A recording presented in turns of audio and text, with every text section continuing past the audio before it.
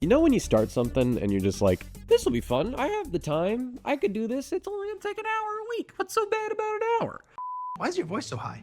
My voice is high. I'm the one with the normal voice. You're the one with the high voice, dude. I have a high voice? You telling me I have a high voice? Yeah, your voice is crazy sounding. Are you kidding me? Turns out this takes 12 hours a week because I'm a perfectionist with a worth ethic and a prescription for meth. Also with the fact that I take a liquid IV and some sort of caffeinated drink any day, I don't care which one, just give me it. Combined with the ADHD gives me a surprisingly intense god complex that makes me feel like Thanos with all 6 stones. Anyways, you could tell this is gonna be a long video. I've fallen behind. Again, my rant in the beginning. You just heard that. Let's just get into it. Let's start off with lightning round. Lightning. All right, need to get in the zone. Yeah, I'm in the zone. Okay, here we go.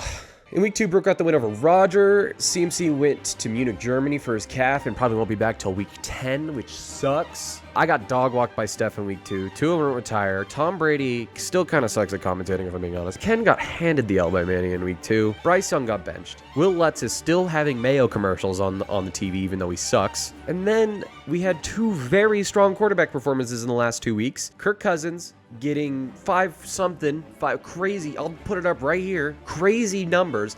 And they were playing that song about you swag and surf, and the whole stadium was moving. And I looked around, I was like, this is pretty sweet. And then Jared Goff not even putting the ball on the ground. Oh, I just gave the game ball to somebody else, so I feel awful right now. We had some good football this week, boys. All right, let's move on. That was lightning round. We're good. All right, now let's go into week 3, week 4 review after that. That was exciting. Can't believe you guys are live. All right, let's start with me. 40 whiners. I'm 2-2 right now. Surprising my D- grade in the draft. Thanks, ESPN. I made some moves and I've strung together 2 wins. Definitely gonna give those wins to my 2 running backs. Just in week 3, Henry had 30 points and Barkley got 33 points. They alone scored half of Brooke points that week. 2 players scored half of Brooke points in week 3. So I'm very happy about that. Very happy about my first and second pick of the draft. Good for you. Now get the fuck out of my car. And then next week, with Rashid Rice out at the last minute, I think, and still in my roster, my boy King Henry, but the king, Lord Farquaad himself, pops off with 35 points. And it's funny, before that game, Emmanuel in last week, who played me, had a 77 or something % chance to win. Then Derrick Henry just ran it down the gut, ran the ball down the throat. You want to see it? You want to see it? You want to see it? I'll show you it. I know it's in this package that I pulled up. Here we go. See? I knew I was going to win after this play. Look at him go. Look at him go. Look at him. To the 50, the 40, the 30, the 10, the 5, the touchdown. I missed 20, but that's okay. I'm dyslexic. The king right there, dude. That's 33 fantasy points right there, baby. All right, next we're going to talk about Emmanuel. Always Oakland Raiders are 2-2. He split his last 2 games, getting a win and a loss. In his week 3 game, he won by 2 points versus Steph. Very lucky there. I think Steph only needed Travis Kelce to make 1 reception over 5 yards, and he would have had that win. I'm just saying, Travis Kelce not looking like the star we usually see on fantasy. Emmanuel told me he needed to get a better running back, but to be honest, I think he needs to get rid of Flowers. Flowers, I don't think is... What the fuck? There's a ghost or something here. Hey there, demons. It's me, your boy. Oh, the beers. I forgot to do the beers. So, let's get started and crack a beer. Oh, no. That just broke. That's sick. Love that. My whole life is just little pieces of plastic breaking, and then I fix it with super glue because, you know, got that precise fit. Got that precise glue. What is it? I got that precise nozzle on the Gorilla Glue, dude. Whoa, that's interesting, but I sure don't care. I already mentioned that he needs to get rid of Zay Flowers. Yeah, it just seems to me like Lamar can't get the ball to him. They'll figure it out eventually, I think. I just think he needs to bench him until they can prove themselves. Anyways, let's move on to the Minden Mallards, Roger's team. Roger is on a little bit of a down slope. He won his first game against me in week 1, which was a huge win for him, won by 2 points. I know he has the potential to be his team to be really good. I just think he needs a little bit more consistency from some of his players. Definitely have to make some roster moves to stay in, because I feel like we only have 5 weeks left until you're basically out of it if you're like 4 or 5 games behind, which is going to be tough. Josh Allen's killing it, though. That was a really, really good first pick. Josh Allen's still killing it. To be honest, I think his team is a bunch of sleepers, which is why I think they're good. He just needs somebody more consistent. Mike Evans, Brandon Ayuk. If Mike Evans or Brandon Ayuk wakes up in the next couple weeks, he's winning a lot of games. I know this, but God, why do we pay Ayuk that much money to suck? Why? Why do we pay him? Why? Okay, anyways. Ridge Runners at 1-3 as well. This team feels weird. It feels like it should be better than it is. It feels like it should be the best, but it's fallen a lot short. He did split his last 2 games with a win in week 3, but Brooke throttled good old Kenny this week. Absolutely no remorse for him. 40-point margin of win there. I wonder if he's going to keep Purdy, because Purdy is weird, right? Purdy can have these 300 to 270 yard games. I don't think he's gone below 250 yards this season per game, but he doesn't have a lot of touchdowns, which is the main point getter in this league. I changed it because I thought the running backs and wide receivers basically made the same points off of the yards, and I was like, that's dumb. So I made wide receivers less points per yard. Who's this game? Got diagnosed with cool guy syndrome yesterday. So now I take Adderall. Oh, it's the Red Ryder BB gun. How great is Andy Dalton, dude? I love it seeing Andy Dalton succeed. You gotta love a ginger brother and succeeding. What was this? Oh yeah, Purdy's having the struggles in the red zone this year. I don't think that's a Purdy thing, because he's playing outstanding. I just think it's a wide receiver and running back thing. It's just hard for us to get in the end zone. I don't know why. All right, enough about the 49ers. We'll figure our shit out. All right, let's go on to the powerhouses, the top dogs of the league. The top dogs of the league. Dog. Let's start with the Honey Badgers themselves. Mellivora Capenis? Pen 15? Mellivora Capenis. Oh.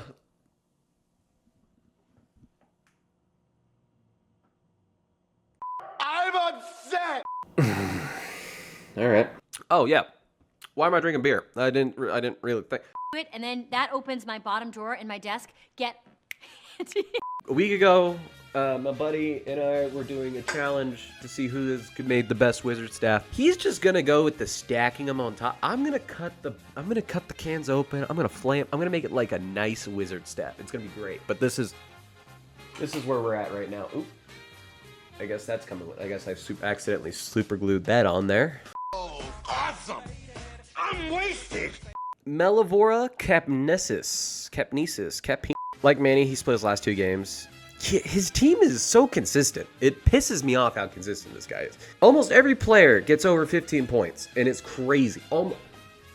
No matter what. The success that I see him having is where Steph wins if he has this crazy run of players just getting consistently 15 points. But then there's that one above that seals the deal for him. I think, what did he lose last week? He lost in week 3. That was one of those weeks where he had everybody over 15 points, but everybody over 15 points, but nobody was above 20. And again, he almost won that. He lost by 2 points. He just needed somebody to go off and just, get more than 20 points. And he wins. So total powerhouse. Steph, I think, needs to get rid of.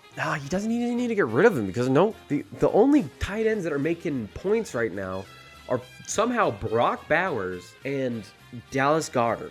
Those are the 2, and I have one of them, but he's not doing enough. Also, it's a bye week for the Eagles. But hey, man, just keep going, dude. I don't trade me some of your players, because I need more consistency in my thing. All right, last powerhouse. I'm ranking Brooke top power rankings because I'm covered in beer now.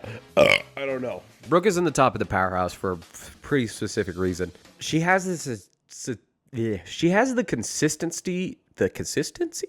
I can't understand a word you said the whole time. Do you eat some peanut butter or something? Brooke has the consistency of Steph's team, but she has actually multiple playmakers. I did beat her in week 3, but my running backs were on it. Her team is definitely very scary, but she's still my favorite team in the league. The running back for the Rams is paying off real big. The first couple weeks, not very good, kept going, so she's doing great there. Brock Bowers finally had a game worse than Diggs, and I just want to say that I was right 3 weeks ago, and I will never be right again. All right, I'm doing something different this time. For the matchups, I am going to actually just give my... I don't know where my phone is. I want to do this with my phone. Where the hell did my phone go? Hold on. I'm just going to go through each matchup. I think that would be the best way to do this, because I'm just going to do this a cappella, if you will. I have nothing written down. All I have is the who's playing each other, and I'm just going to make my judgment. It's probably going to be bad, so just beware of that. All right, me versus my dad this week, the Castor Bowl. Brock Purdy at Arizona and Daniels at Cleveland. I still think that matchup right there is going to be Brock Purdy. Arizona, I mean, it is a divisional game, but Arizona usually doesn't know how to play defense right now, I think. Who's Arizona? No, they're bad. Arizona's defense bad. Moving on. Jonathan Taylor's out, so we will skip that matchup. I still think Derrick Henry takes it if Jonathan Taylor was in. The flexes is Terry McLaurin and George Kittle. George Kittle is questionable in this game. My sources say, and I've been in the Niners sphere, is he's probably going to sit out. He's most likely going to sit out this week. Don't know. We'll know tomorrow, but yeah. And then he needs to put Tua on IR, so we can get up a free spot. Cooper Kupp's out. I don't know how long he's going to be out for. I did make a trade with him earlier, but I'm not telling you what it is. That's our business. He didn't take it, by the way. So if anybody is looking for a trade, I'm down to talk. If he doesn't get Jonathan Taylor out in time, then I definitely win this one. But I think he's going to get a bounce back win here over me, which kind of sucks. Next matchup, we got the Minden Mallards versus Always Oakland Raiders. Mike Evans did wake up on Thursday night with 23 points. That's huge. I don't think Mike Evans has had that many points this season yet. Oh no, he's been pretty consistent except for week 2 and 3. Week 2 he had 7 points, week 3 he had 3 points. But every other week he's had over 20 points. So actually, you know what? I rescind my comment about Mike Evans. Brandon Ayuk is the only one who needs to wake up for you, sir. Mike Evans and DK Metcalf. Again, he has Zay Flowers. I don't think Zay Flowers has been getting the ball very much this year. So hopefully that changes, but I'm actually going to give the wide receiver room to Roger. Ayuk and Xavier Worthy. Now that is the garbage flex right there. That is a garbage flex matchup, and I love it, and it's going to be great. I can't wait to see who wins this flex matchup. Xavier Worthy versus New Orleans. I'm going to go Brandon Ayuk. I think Brandon Ayuk has a breakout game, or I'm hoping Brandon Ayuk has a breakout game. Yeah, I'm going to give Brandon Ayuk the flex. I haven't seen Worthy do anything since the first game. Next matchup, we got the Titans, the match of the Titans. Now, this is going to be very good for me, because if I get the win and one of these teams loses, I'm immediately in second place. Immediately. And I've gone to last place with the worst draft to first place, baby. Let's go. Or second place, baby. Let's go. All right, let's look at these. Trevor Lawrence and Patrick Mahomes. I'm taking Patrick. Running back room, Bijan Robinson and James Cook. Bijan Robinson already got 10 points. Kyren Williams and Alvin Kamara versus James Cook. I already have a little bit of information because we've already had the Thursday night game. But I'm going to go with Kayvon Williams and Alvin Kamara. Even though that defense of the Chiefs is going to be hard for Kamara, I still think he's going to pull it off. Wide receiver room, Justin Jefferson and Najee Harris for Steph. And then Jamar Chase and Nico Collins for Brooke. That's a toss-up. You know what? I'm going to take... Oh man, all of these people are playing except Justin Jefferson. You know what? I'm gonna give the wide receiver room to Steph. Justin Jefferson versus New York Giants, I think will be too much to handle. But Marvin Harrison Jr. versus the San Francisco 49ers defense is also scary. Anyways, next one. Everybody say it with me. Our boy Brock Bowers versus Travis Kelce in the tight end room. I really do not want to pick Brock. I'm gonna have to pick. What's this? Niners. Look at that.